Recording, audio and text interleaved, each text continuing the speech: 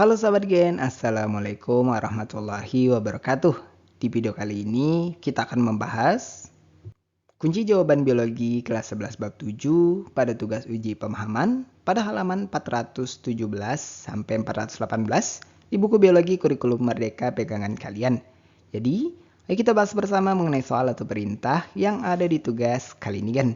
Tapi sebelum lanjut jangan lupa untuk subscribe ya Gen, agar Gen Sukses Media lebih semangat lagi nemenin kalian nugasnya. Jika sudah, kuy kita lanjut.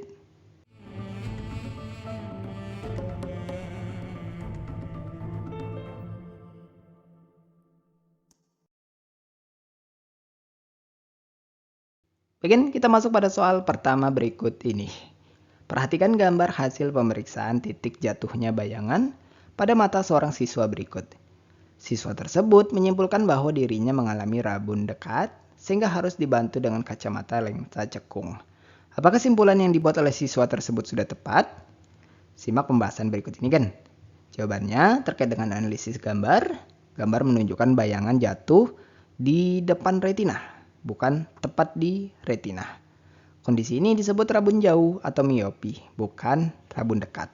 Rabun jauh disebabkan oleh bola mata yang terlalu panjang atau lensa mata terlalu cembung, sehingga cahaya terfokus sebelum mencapai retina. Koreksi rabun jauh menggunakan lensa cekung, bukan lensa positif.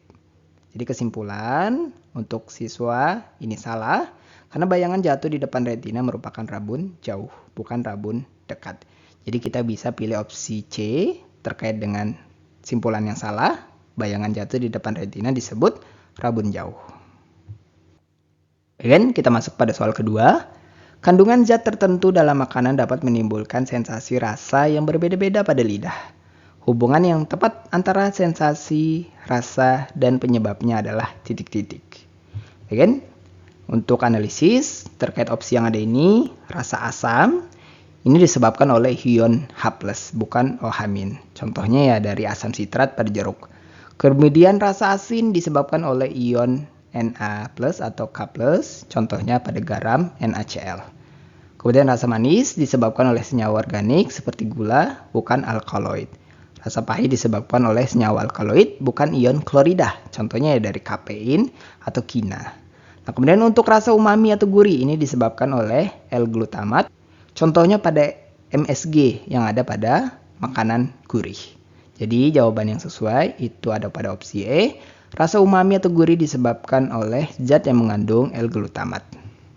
Oke, kita lanjut untuk sesi kedua, di mana sesi B ini kita menggunakan rujukan teks yang berjudul Telinga Berdengung ketika naik pesawat terbang.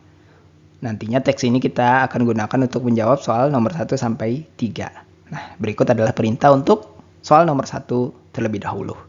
Berilah tanda centang pada pernyataan-pernyataan yang dianggap tepat. Dan berikut adalah hasil analisis atau jawabannya. Untuk pernyataan pertama dianggap salah.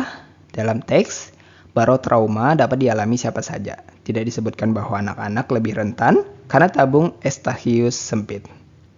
Kemudian untuk pernyataan kedua dianggap benar. Mengunyah permen karet membantu menelan dan menyeimbangkan tekanan udara di telinga tengah. Untuk pernyataan ketiga juga dianggap benar. Tetes hidung dekongestan disebutkan dalam teks sebagai cara meredakan gejala aerotitis media bagi penderita pilek dan sinusitis. Kemudian untuk pernyataan keempat dianggap salah. Barotitis media disebabkan oleh gangguan tekanan udara pada telinga tengah, bukan karena fungsi saraf koklea. Kemudian untuk pernyataan kelima dianggap benar. Dalam teks disebutkan bahwa perubahan tekanan udara dapat menyebabkan gangguan telinga sehingga menyelam saat pilek dapat menyulitkan ekualisasi tekanan. Kemudian kita lanjut untuk perintah soal kedua ini. Berilah tanda centang pada kolom benar atau salah untuk setiap pernyataan yang ada ini. Dan berikut ini adalah hasil analisis terhadap kelima pernyataan yang ada pada tabel ini Gen. Untuk pernyataan yang A atau yang pertama ini dianggap benar.